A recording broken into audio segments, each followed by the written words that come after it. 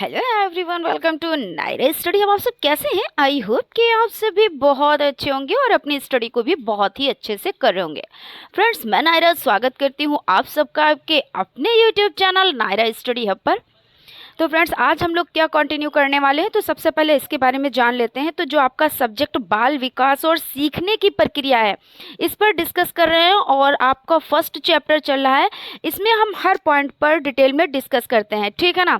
सो आप लोग लास्ट तक बने रहिएगा और बिल्कुल भी स्किप करके कहीं भी मत जाइएगा, क्योंकि हर एक चीज़ आप लोगों के लिए बहुत ही ज़्यादा महत्वपूर्ण हो जाती है। और जो ये बाल विकास और सीखने की प्रक्रिया सब्जेक्ट हो जाता है, इसको रटने की ज़रूरत नहीं, बस इसमें चीज़ें आप समझें और अपने जीवन से जोड़कर चीज़ों को समझें तो बेहतर रहता है, ठीक है ना। तो रटने पे बिल्कुल भी मत ध्यान दीजिएगा, बस क्लास को आप ज़रूर देखिए और ध्यान से देखिए। अगर एक बार में चीज़ें नहीं समझ आती हैं तो एक बार फिर से आप देख लें। और बाकी आप कमेंट कर सकते हैं, कहीं पे कोई डाउट है, कोई कन्फ्यूज़न है, तो कन्फ्यूज़न को दूर करने के लिए देखिए, हम तो अपनी बात को आप तक पहुँचा देते हैं, कैसे? क्लास के माध्यम से। लेकिन आप अपनी बात को हम तक कैसे पहुंचाएं? तो आपके पास एक जरिया है, वो है कमेंट। तो आप कमेंट करके अपनी प्रॉब्लम को सॉल्व करवा सकते हैं और जो भी डाउट, जो भी कंफ्यूजन है, वो दूर हो सकते हैं, ठीक है ना। तो चलिए हम लोग बिना टाइम को वेस्ट किए हुए आज के जो पॉइंट्स है उन पर डिस्कस कर लेते हैं, जो कि बहुत ही ज़्यादा महत्वपूर्ण है। इसमें आपके 2 से 3 नंबर तो पक्के ही पक्के हैं, क्योंकि देखिए बुद्धि से रिलेटेड बहुत से क्वेश्चंस पूछ लिए जाते हैं, आपके वेरी शॉर्ट टाइप में भी पूछ लिए जाते हैं, प्लस आपके ऑब्जेक्टिव टाइप में भी, प्लस आपके जो शॉर्ट टाइप, ठीक है ना। तो इसमें 2 से 3 नंबर तो आपके कहीं नहीं गए, मतलब एक एक क्लास में अगर 3-3 नंबर आ रहे हैं तो बहुत ही अच्छी बात होती है, ठीक है ना। तो चलिए स्टार्ट करते हैं। आज सबसे पहले हम कौन सा पॉइंट डिस्कस करेंगे? जहां से हमने पिछली क्लास में जो पॉइंट छोड़े थे पहले उन पर डिस्कस करेंगे, उसके बाद हम लोग बुद्धि की अवधारणा देखेंगे, ठीक है। तो सबसे पहले हम लोग देख लेंगे कि मानसिक विकास। अब ये मानसिक विकास किसके बारे में बात हो रही है? तो सबसे पहले हमने शारीरिक विकास के बारे में बात की कि बच्चा देखिए शिशुअवस्था में होता है। शिशुअवस्था यानी जब बच्चा जन्म लेता है तो वो कौन सी अवस्था में होता है? शिशुअवस्था में। और जब जन्म नहीं लेता है तो वो भ्रूणावस्था होती है। उसमें भी स्टेजेस होती है, टिम्बावस्था, भ्रूणीय अवस्था, भ्रूणावस्था, ये अवस्थाएं होती हैं, यानी जन्म से पहले बच्चे की ये अवस्थाएं होती है। उसके बाद देखिए शिशुअवस्था होती है, उसके बाद बाल अवस्था होती है, उसके बाद किशोर अवस्था होती है। इन सब चीज़ों पे हम लोग डिटेल में डिस्कस कर चुके हैं, ठीक है। और अब जो डिस्कस करेंगे वो आपका हो जाता है मानसिक विकास। यानी शारीरिक विकास तो हो गया, कौन बच्चा बढ़ता है, फिर थोड़ा और बढ़ता है, फिर किशोर अवस्था में कैसा होता है, यानी किशोर अवस्था तो बाद में आती, बाल अवस्था तो पहले आती, उससे पहले शिशुअवस्था आती है, ठीक है। तो आज हम लोग बात करेंगे मानसिक विकास पर, यानी जो मानसिक विकास होता है वो कैसे कैसे बढ़ता है और कौन सी स्टेज में कैसे होती है, ठीक है। तो सबसे पहले हम बात कर लेते हैं शिशुअवस्था में। तो शिशुअवस्था में क्या होता है? तो जब बच्चे का जन्म होता है, ठीक है ना, तो वो कैसा होता है भाई? वो असहाय अवस्था में होता है। असहाय अवस्था यानी वो पूरी तरीके से, फुल तरीके से डिपेंड होता है किस पे? दूसरों पे। और दूसरा कौन? अपनी माता पे। सबसे ज़्यादा अगर बच्चा किसी पे डिपेंड होता है तो अपनी माता पे डिपेंड होता है, ठीक है ना। और जो उसकी मानसिक क्षमता भी होती है वो क्या होती है? वो पूरी तरह से अविकसित होती है, यानी अभी उसका मानसिक विकास, वो नहीं सोच सकता। उसको भूख लगती है तब भी वो रोता है, उसको प्यास लगती है तब भी वो रोता है, ठीक है ना। उसको कहीं पे दर्द होती है तब भी वो रोता है। यानी कहने का मतलब ये है कि अभी उसको ये नहीं पता है कि अगर हमको भूख लगेगी तो हम खाना मांगेंगे, प्यास लगेगी तो हम पानी मांगेंगे, ऐसा नहीं है। जैसे अब बड़े हो जाते हैं, अब हम लोग क्या, अगर भूख लगी तो भाई खाने की डिमांड करेंगे, प्यास लगी है तो पानी की डिमांड करेंगे। लेकिन जब बच्चा छोटा है तो उसमें क्या है, वो फुल तरीके से उसकी मम्मी समझ जाती है, यानी माता समझ जाती है कि हाँ अब बच्चे को भूख लगी होगी, अब बच्चे को प्यास लगी होगी। यानी फुल तरीके से वो क्या होता है, वो दूसरों पर आश्रित होता है। और जो उसकी एज होती है, एज की जो वृद्धि होती है और विकास के साथ साथ बालकों की क्या होती है, बच्चों में मानसिक योग्यता में वृद्धि होती जाती है। जैसे जैसे स्टेजेस बढ़ती जाती, जैसे जैसे एज बढ़ती जाती है तो क्या होता है, उसमें उसकी मानसिक योग्यता बढ़ती जाती है। भाई आपने देखा कि छोटा सा बच्चा है, वो नहीं कुछ बोल पा रहा है, वो नहीं कुछ कह पा रहा है, लेकिन जब थोड़ा सा बड़ा होता है तो वो अपनी बात को कह लेता है। इतनी खुल के नहीं कह पाता है, मतलब खुल के क्या, उसको अभी लफ्ज़ों का ज्ञान ही नहीं, अभी वो हुर्फों को जोड़कर यानी अक्षरों को जोड़कर बात नहीं कह पाता, लेकिन पानी को मम्मा ज़रूर कह लेता है, ऐसे करके, या मम जरूर कह लेता है ना। तो ऐसे करके वो कहने लगता है जब थोड़ा सा वो बड़ा होता है। फिर उसके बाद देखिए यहाँ पे हम बात कर लेते हैं J.S. रॉस के अनुसार हम बात कर लेते हैं, क्योंकि इस तरह से परिभाषाएं पूछ ली जाती हैं और परिभाषाएं पूरी पूरी लिख दी जाती हैं और उसके बाद ये क्वेश्चन कर लिया जाता है ये परिभाषा किसके अनुसार है। तो आपको परिभाषा भी पता होना चाहिए और किसके अनुसार है ये भी पता होना चाहिए। ठीक है, तो J.S. रॉस ने लिखा है, क्या लिखा है, हमारे मस्तिष्क का विकास वंशानुक्रमीय प्रभावों के हस्तांतरण एवं अर्जित प्रभावों के मिश्रण के परिणाम स्वरूप संपूर्ण रूप से संगठित होता है। अब आप कहेंगे मैम इतने कठिन वर्ड हम कैसे समझे, लेकिन भाई देखिए इनकी परिभाषा है तो परिभाषा तो आपको वैसे ही लिखनी रहेगी, या परिभाषा आएगी तो आपको उसका ज्ञान होना चाहिए ये इसमें कहना क्या चाहते हैं। तो आपको तो परिभाषा ज्यों की त्यों ही लिखनी रहती है, लेकिन इसका मतलब हम समझते हैं। जैसे इन्होंने क्या कहा, हमारे मस्तिष्क का विकास, यानी जो हमारा मस्तिष्क है जो उसका विकास है वो क्या है, वंशानुक्रमीय प्रभाव के हस्तांतरण, यानी वंशानुक्रम, यानी पीढ़ी दर पीढ़ी की बात यहाँ पे हो रही है। हस्तांतरण अर्जित प्रभावों के सम्मिश्रण, यानी मिश्रण के, यानी मिला हुआ, जैसे वातावरण से भी, और क्या है जो हम पीढ़ी दर पीढ़ी कहते नहीं कि ये बच्चा है ना ये अपने दादा पे गया। कोई बच्चा होता है जैसे 3-4 भाई बहन है तो किसी का माइंड कुछ और होता है, किसी का माइंड कुछ और होता है। कोई बड़ा, जैसे मान लीजिए 4 भाई हैं या 4 बहनें हैं इस तरह से, लेकिन जो बड़ा है उसको बहुत कुछ आ रहा है, जो छोटा है उसको कुछ नहीं आ रहा है। या ऐसा होता है जो सबसे छोटा भाई या बहन होती है उसको बहुत कुछ आ रहा होता है और जो उनसे बड़े होते हैं उनको कुछ नहीं आ रहा होता है। तो ऐसा नहीं है कि नहीं वो उम्र में बड़े हो गए इसलिए उनको आ रहा, भाई वो अपनी बहन से या अपने भाई से छोटे हैं, लेकिन क्या है उनका जो मस्तिष्क है वो किसी में ऐसे पड़ गया, जैसे कहते नहीं कि वंशानुक्रमीय, यानी वो कोई उनके जो पूर्वज होंगे उनको पड़ गए या वातावरण का प्रभाव उन पे पड़ गया, ऐसा होता है ना। तो ये चीज़ बताई गई यहाँ पे। इन्होंने कहा है कि इसका मिश्रण है, यानी मिक्स रूप है और संपूर्ण रूप से संगठित होता है, और पूरे तरीके से क्या होता है, संगठित होता है। तो ये किसने कहा है, J.S. रॉस ने कहा है। ठीक है, अब अगर हम बात कर लेते हैं शेषवावस्था में मानसिक विकास, क्योंकि हम मानसिक विकास के ही बारे में बात कर रहे हैं। और सबसे पहले आप लोग कमेंट करेंगे कि चीज़ें आपकी क्लियर हो रही हैं, चीज़ें समझ में आ रही हैं, कहीं पे कोई डाउट कोई कन्फ्यूज़न तो नहीं है, ठीक है ना। और अगर सेशन पसंद आए तो लाइक ज़रूर कीजिएगा, और अगर अभी तक आप लोगों ने चैनल को सब्सक्राइब नहीं किया तो प्लीज़ सब्सक्राइब कर लीजिएगा, बेल आइकन को प्रेस कर लीजिएगा, ठीक है ना। और टेलीग्राम चैनल से भी ज़रूर जुड़िएगा, क्योंकि वहाँ पे आपको फ्री PDF नोट्स प्रोवाइड होते हैं, प्लस आपको फ्री क्लासेस भी प्रोवाइड होती हैं, और आप लोगों को और भी अपडेट्स मिलती रहती हैं जो आपके DLED से रिलेटेड, CTET से रिलेटेड जो भी चीज़ें होती हैं, ठीक है ना। तो शेषवावस्था में मानसिक विकास यहाँ पे हम देख लेते हैं, और अभी तक मानसिक विकास के ही बारे में बात कर रहे हैं। तो यहाँ पे आपका हो जाता है शेषवावस्था में जो बच्चे होते हैं उनमें होने वाले जो बदलाव होते हैं, तो क्या है, विकास और अभिवृद्धि पर उनको क्या होता है, निर्भर होना पड़ता है। कैसे निर्भर होना पड़ता है, ये जो बदलाव होते हैं बहुत ही तेज़ी के साथ अचानक होते हैं, और इसी से जो व्यक्तित्व भिन्नता का आभास होता है। व्यक्तित्व भिन्नता यानी कोई लंबा है तो कोई बहुत छोटे कद का है, तो कोई मोटा है तो कोई पतला है, तो ये व्यक्तित्व भिन्नता होती है। सभी की बुद्धि अलग अलग होती है, सभी का कद काठी अलग अलग होती है।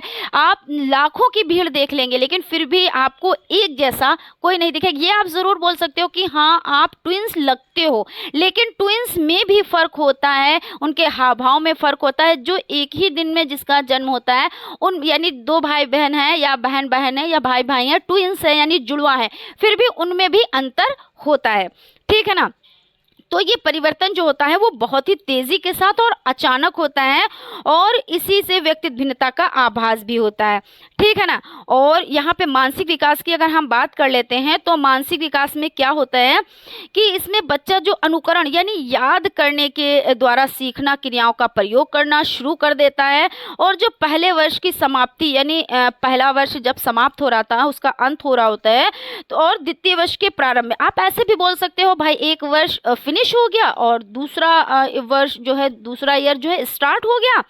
तो क्या है, शिशु को क्या हो जाता है, 2-4 शब्द बोलना वो प्रारंभ कर देता है, यानी जोड़ जोड़ के वो नहीं बोल पाता है लेकिन ऐसे बोल लेगा कि आप समझ जाओगे, भाई जो घर के जन होते हैं वो समझ जाते हैं कि हमारा बच्चा बोलना क्या चाहता है, हमारा बच्चा क्या कहना चाहता है ना। और प्रथम वर्ष की समाप्ति ये वाला आपका हो गया कि भाई इसमें क्या होता है कि बच्चा क्या कर रहा होता है, बच्चा चीज़ों को जो कहना चाहता है वो अपने द्वारा समझा पा रहा होता है और आप समझ पा रहे होते हैं। वो बात अलग की है कि दूसरा जन यानी कोई आपके पड़ोसी आ जाएं या रिश्तेदार आ जाएं तो ज़रूरी नहीं है कि वो समझ लें, लेकिन आप लोग समझ जाओगे, है ना।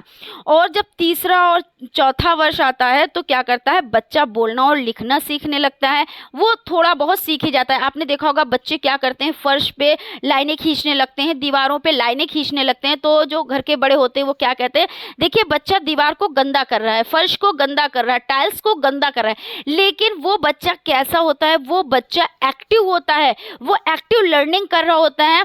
और जो बच्चा ये कर रहा होता है यानी वो कुछ आगे जब वो बढ़ेगा ना तो वो कुछ करेगा। और जो बच्चा एकदम सुस्त बुस्त रहता है यानी वो ऐसी कोई प्रक्रियाएं नहीं कर रहा है, यानी वो बच्चा उसको डॉक्टर को दिखाना चाहिए। क्यों? क्योंकि वो आपका बच्चा सुस्त है, वो एक्टिव नहीं है। तो ये चीज़ हो जाती है। और अगर यहाँ पे हम बात कर लेते हैं तो उसको 100 से लेकर कितने से लेकर, यहाँ पे हम लिखते हैं 100 से लेकर 200 शब्द बोलने आने लगते हैं। कितने शब्द आपसे क्वेश्चन कर लिया जाता है कि कितने वर्ड्स, तो 100 से लेकर 200 शब्द, कितने 100 से लेकर 200 शब्द तक बोलने आने लगते हैं। और तीसरे और चौथे वर्ष में क्या होता है, बच्चा बोलना सीख लेता है। और इस वक्त क्या होता है, अपने हाथों पर वो नियंत्रण करना प्रारंभ कर देता है। पहले भाई बच्चा क्या होता है, बच्चा अपने हाथों पे नियंत्रण, भाई उसको आप जैसे आप गोद में लेंगे वो वैसे आ जाएगा। और अगर आप उसको छोड़ देंगे तो वो गिर जाएगा। अगर उसको खड़ा करने की आप कोशिश करेंगे तो आप जब तक पकड़े रहेंगे तब तक तो बच्चा खड़ा रहेगा, लेकिन जैसे ही आप हल्का सा ढीला हाथ करेंगे तो क्या होगा, वो गिरने लगेगा। लेकिन जब इस वर्ष में आता है यानी तीसरे और चौथे वर्ष में, तो क्या है, वो लिखना सीखने भी लगता है और अपने हाथों पर नियंत्रण भी कर लेता है, यानी वो अच्छे ढंग से खड़ा होने लगता है, बैठने लगता है। ये चीज है, ठीक है ना। और शिशुआवस्था के लास्ट दिनों में देखिए नाम बोलना, लिखना, गिनती का प्रयोग करना, जटिल वाक्यों को दोहराना, ये सभी विकास इसमें हो जाता है। तो ये किस में है, शिशुआवस्था में। तो याद रखिएगा इन सब चीज़ों को, क्योंकि क्वेश्चंस कैसे अंदर से पूछ लिए जाते हैं। तब आप लोग ये बोलते हो कि मैम क्वेश्चन पता नहीं कहाँ से आ गए, हमारे सिलेबस से नहीं आया। लेकिन सिलेबस से बाहर का क्वेश्चन नहीं आता है, बस ये है अंदर से थोड़ा सा, जैसे आपने ये देखा। अब इसमें से ये पूछ लिया जा सकता है कि कितने वर्ड्स बच्चा कब अपने पे निर्भर होने लगता है, इस तरह से कब वो लिखना बोलना सीखने लगता है। तो आपको पता है कि शिशुआवस्था में हमने ये चीज़ें पढ़ी हैं। तो जब शिशुआवस्था में हमने ये चीज़ें पढ़ी हैं यानी कि शिशुआवस्था है, तो बस ये चीज़। और क्रो महोदय ने क्या लिखा है, क्या यहाँ पे हम देख लेता है। जैसे कि क्रो महोदय ने कहा है कि समय अपने इस रूप में कुछ भी महत्व नहीं रखता। बच्चों को आज कल एवं सप्ताह में कोई भी अंतर स्पष्ट नहीं दिखलाई देता।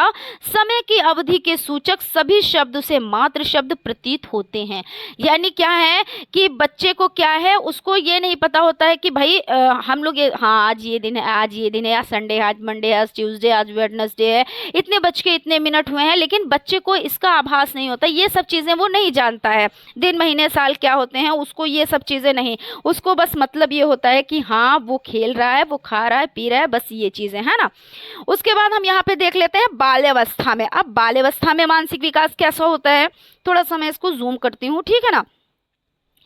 बाल्यावस्था में मानसिक विकास कैसा होता है, तो बाल्यावस्था में मानसिक विकास बड़ी ही तेजी से होता है। कैसा होता है, यहाँ पे हम ऐसे भी लिख सकते हैं, तीव्र गति से होता है। कैसे होता है, तीव्र गति से होता है, ठीक है ना। और इस वक्त क्या होता है, बालक की सहज प्रवृत्तियां, मूल वृत्तियां उसके सीखने में सहयोग प्रदान करती हैं और जिससे उसकी जिज्ञासा शांत होती है। अब बाल्यावस्था में क्या होता है, अब वो बच्चा खुद से चीज़ों को ले सकता है, खुद से बोल सकता है कि मुझे प्यास लगी है, मुझे भूख लगी है। अगर हाथों में दर्द हो रहा है तो मेरे हाथों में दर्द हो रहा है, अगर सिर में दर्द है तो मुझे सिर में दर्द है, वो चीज़ें बच्चा बोल सकता है। लेकिन अभी जो पहली स्टेज हमने पढ़ी शिशुअवस्था, इसमें बच्चे के हाव भाव से आपको पता लगाना है, आपको समझना है कि बच्चे को किस चीज़ की नीड है। लेकिन अब बच्चा क्या है, बाल्यावस्था में आ गया और इसकी स्टेज क्या रहेगी, 6 से 12 वर्ष है ना। तो और कहीं कहीं पे 13 वर्ष भी मिल जाता है। तो इस स्टेज में बच्चा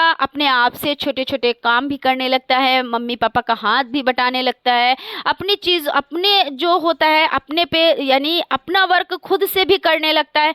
तो ये सभी चीज़ें आ जाती हैं, ठीक है ना। अब इसमें देखिए क्या होता है, मानसिक विकास में क्या होता है कि जैसे बच्चे को आपने कोई चीज़ याद कराई तो बच्चे ने याद कर ली, उसको आसानी से बच्चा याद कर लेता है, वो छोटी छोटी पंक्तियों को दोहराने लगता है।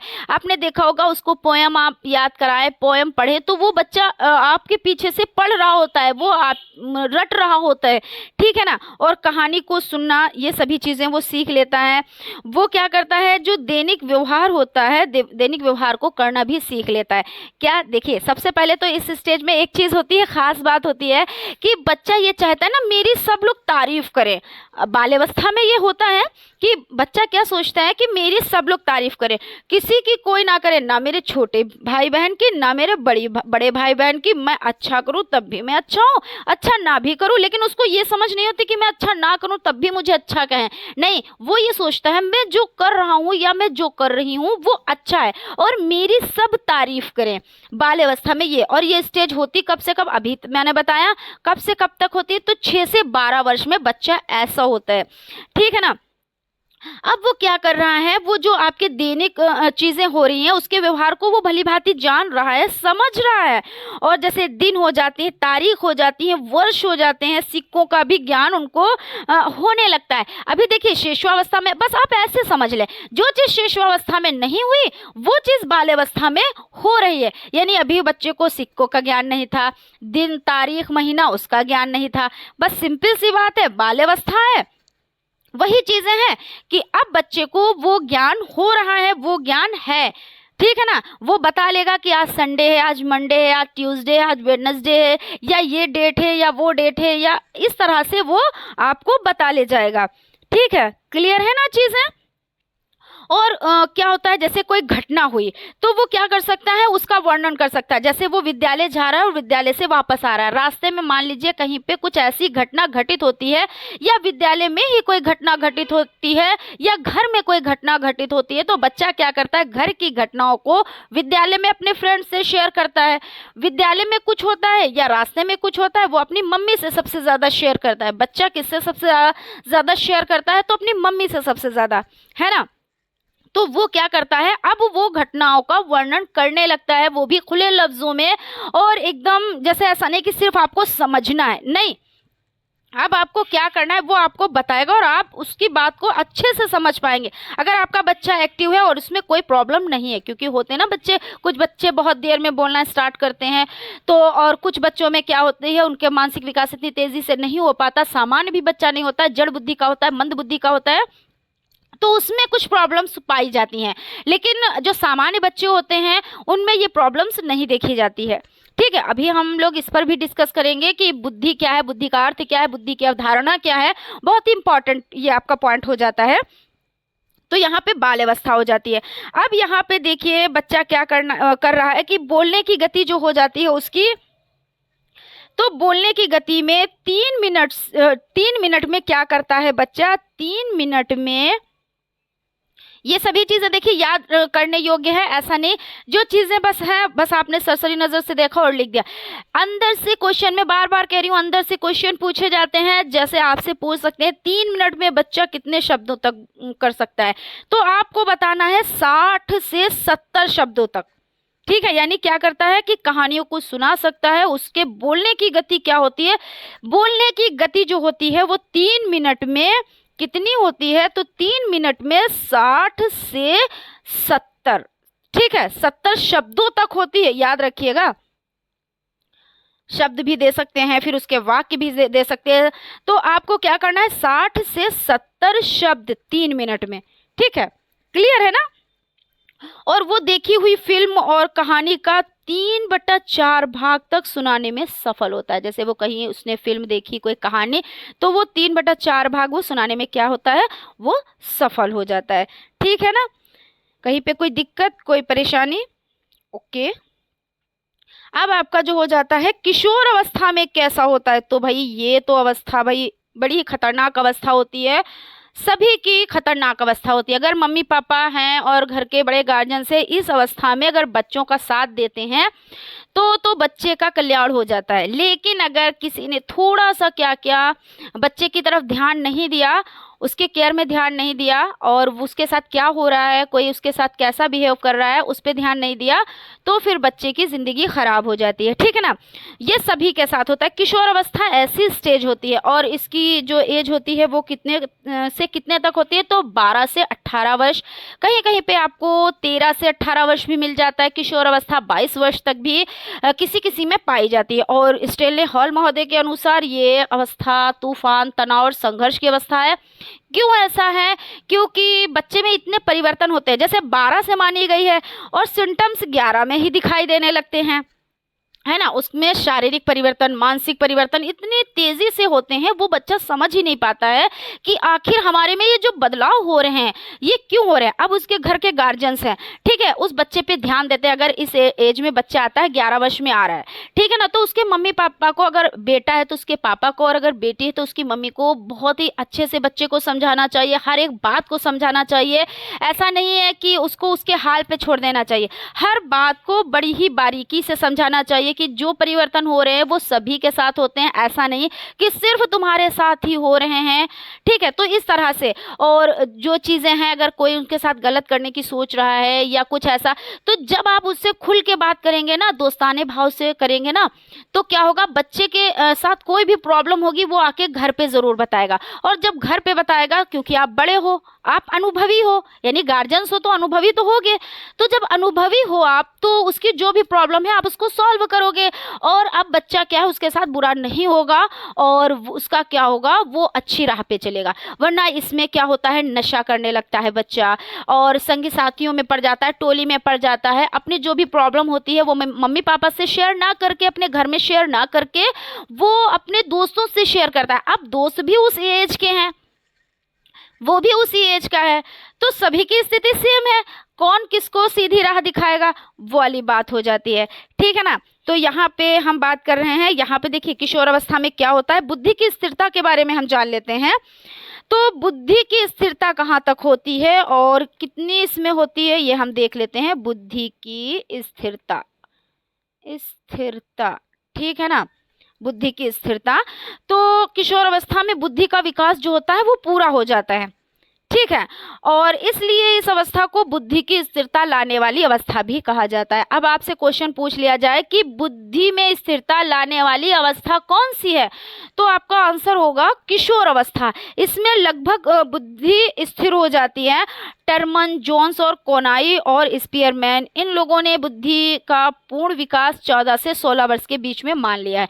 हालांकि ऐसा नहीं है कि बुद्धि एकदम से बस इतनी ही एज में रहती है, उसके बाद आप कुछ सीख नहीं सकते, कुछ कर नहीं सकते, लेकिन इसमें क्या होता है, बच्चा चाहे तो कुछ बन सकता है, कुछ चाहे तो बिगड़ सकता है। कुछ बच्चे ऐसे होते हैं जिनकी गलत सोबत हो जाती है, गार्जियंस नहीं ध्यान देते हैं, तो उन बच्चों के, लेकिन बुद्धि तो है ना, अगर वो अच्छा वर्क कर रहे हैं तो उसमें बुद्धि चलाएंगे, और अगर वो गलत सोबत में जा रहे हैं, गलत लाइन पे जा रहे हैं, तो उसमें बुद्धि चलाएंगे। बुद्धि तो हर जगह पे काम आती है। कहते नहीं कि आप पढ़ाई करो, अच्छे काम करो, तब भी बुद्धि का यूज होता है, और अगर आप गलत कर रहे हो उसमें भी बड़ी बुद्धि लगानी पड़ती है, तो वो चीज हो जाती है ना।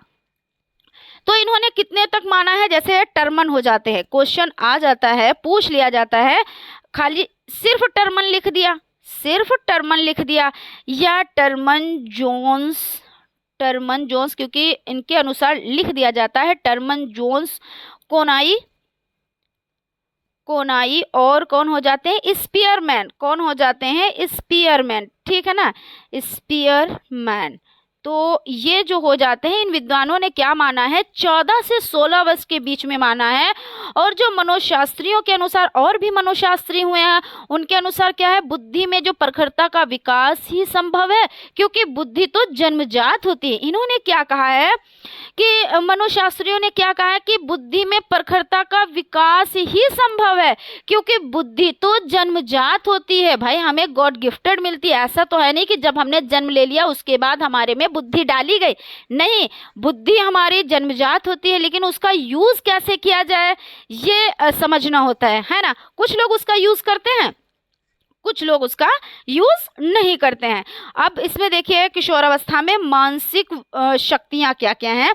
मानसिक शक्तियों के बारे में अगर बात करें तो इस अवस्था में जो बालक बालिकाओं की संवेदना, प्रत्यक्षीकरण, अवधान, स्मृति, विस्मृति, कल्पना, चिंतन, तर्क और समस्या समाधान, ये सभी मानसिक शक्तियों का पूर्ण विकास हो जाता है। यानी कहने का मतलब ये है कि बच्चा क्या करने लगता है, चिंतन करने लगता है। जैसे कोई चीज है, कुछ प्रॉब्लम आई तो उस पर चिंतन कर रहा है, वो सोच विचार कर रहा है कि अगर हमारे साथ ये प्रॉब्लम आई तो क्यों आई, अगर हमारे साथ ये प्रॉब्लम आई है तो हम इसका सोल्यूशन कैसे निकाल सकते हैं।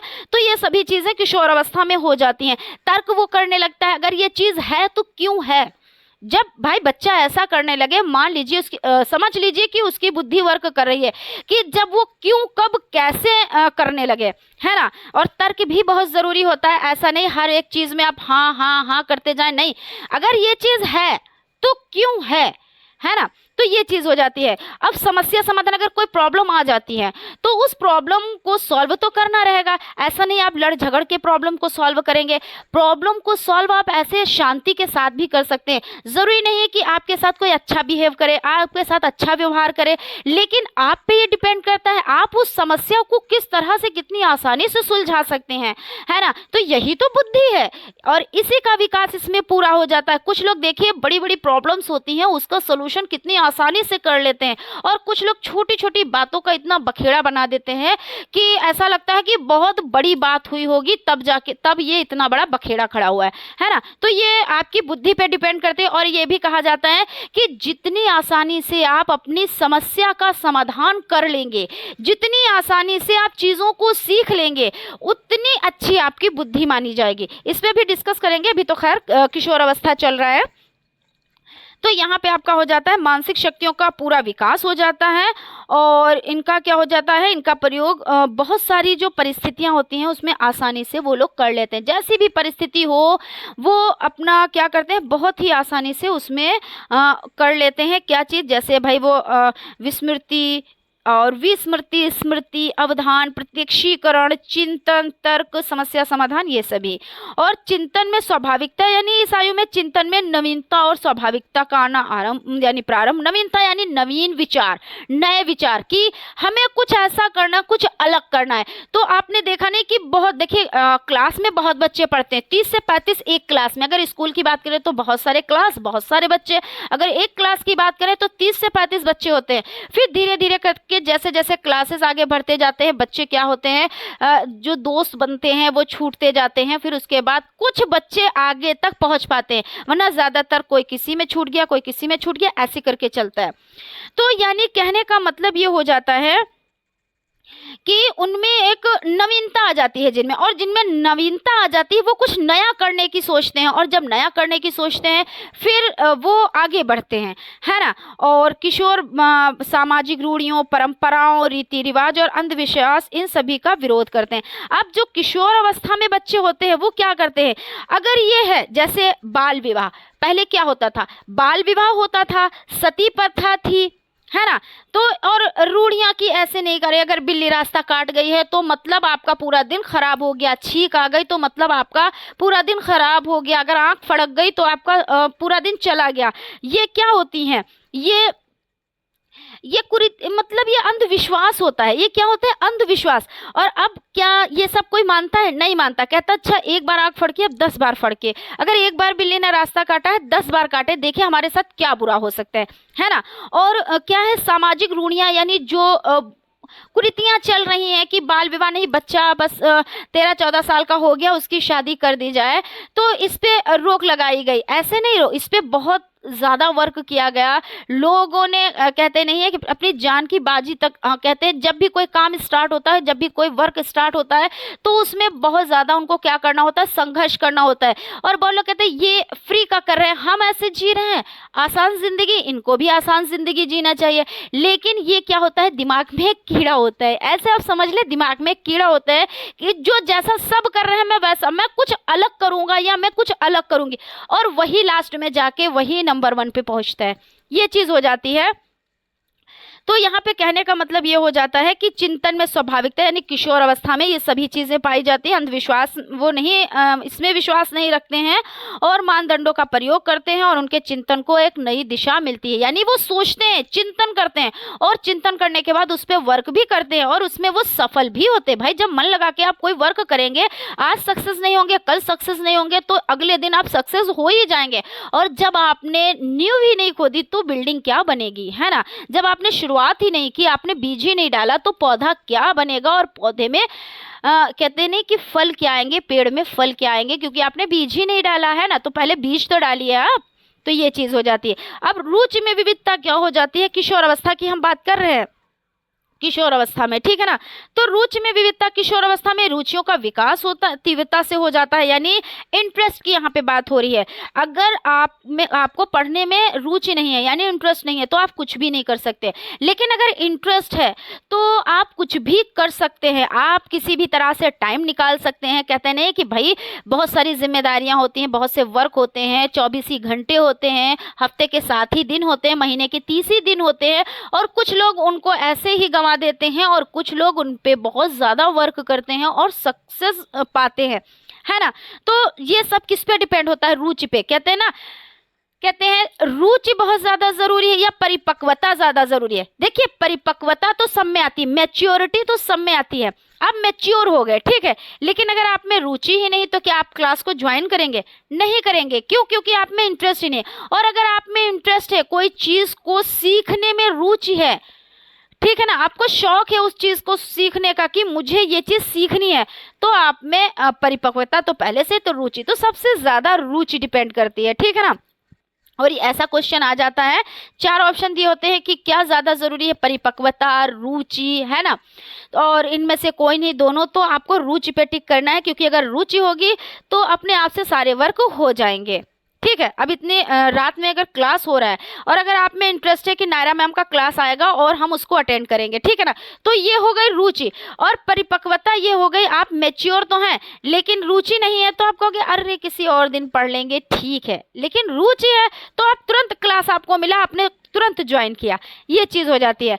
अब यहाँ पे हम इसको विराम देते हैं। किशोर अवस्था हो गया, शिशुअवस्था में मानसिक विकास हो गया, बाल अवस्था में मानसिक विकास हो गया, किशोर अवस्था में मानसिक विकास हो गया। तो आप लोग कमेंट करके हमें ये बताएंगे आप लोगों को चीजें कैसी लग रही हैं, चीजें क्लियर हो रही है ना, कहीं पे कोई दिक्कत, कोई परेशानी तो नहीं है। और अब हम स्टार्ट करेंगे बुद्धि की अवधारणा। बुद्धि की अवधारणा, तो बुद्धि क्या होती है? तो कुछ ने कुछ कहा, कुछ ने कुछ कहा।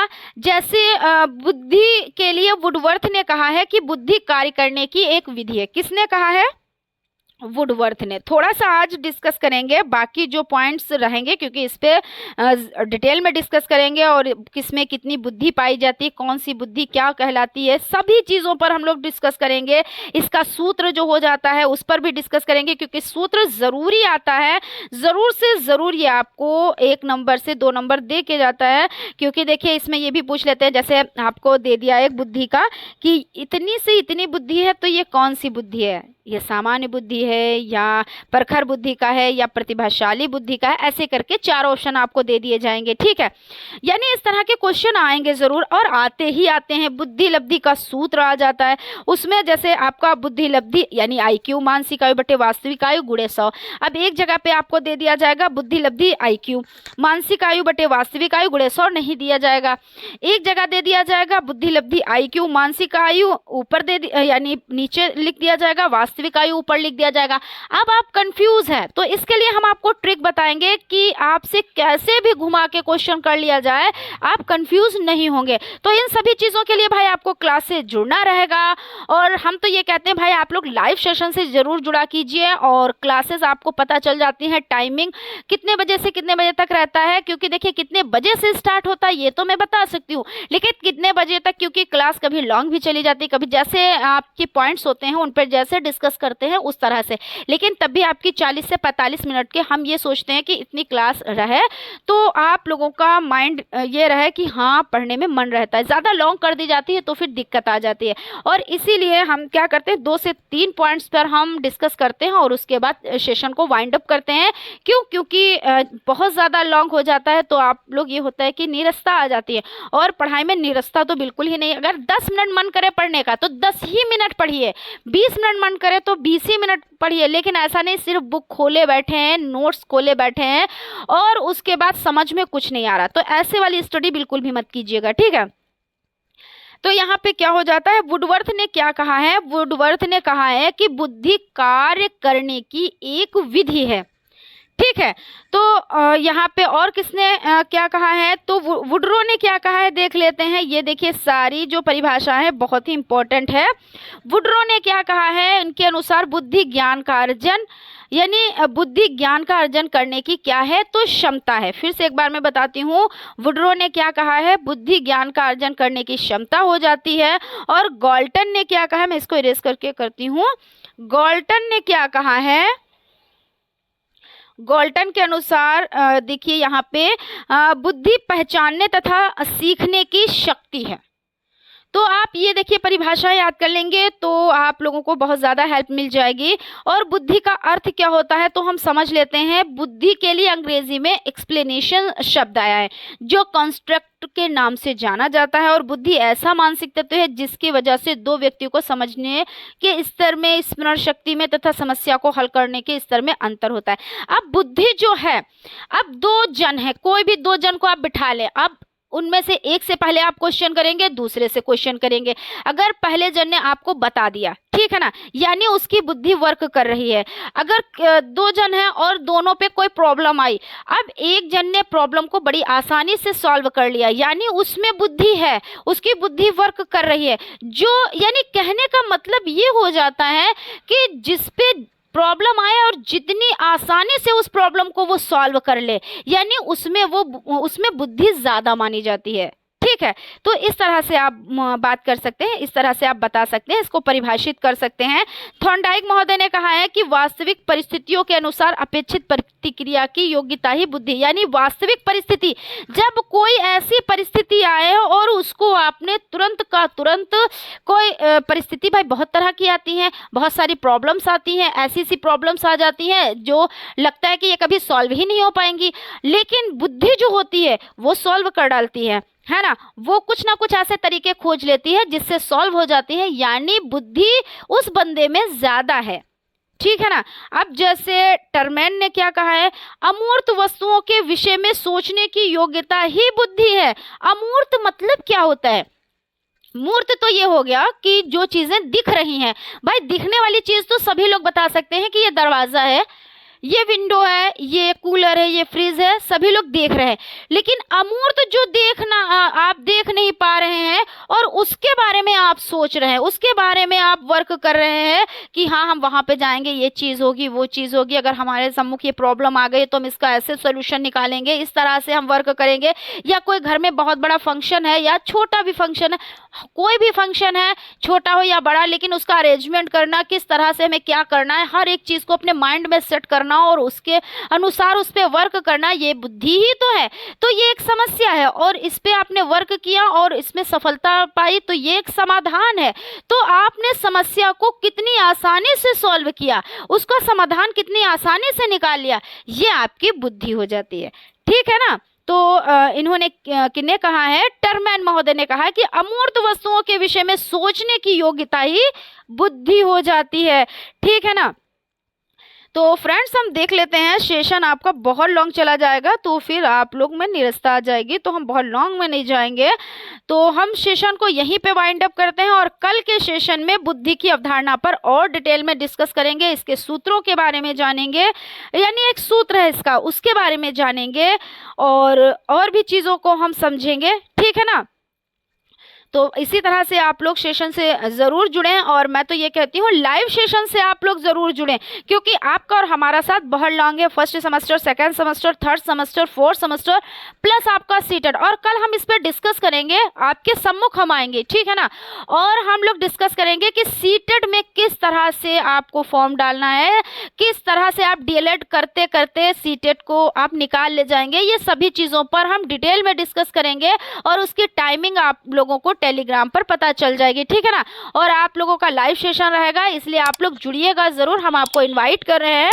तो फ्रेंड्स मिलते हैं हम लोग अगले क्लास में, तब तक आप लोग अपना ख्याल रखें, स्टडी को कंटिन्यू करें, ठीक है ना। तो मिलते हैं फिर हम अगले क्लास में। Thank you.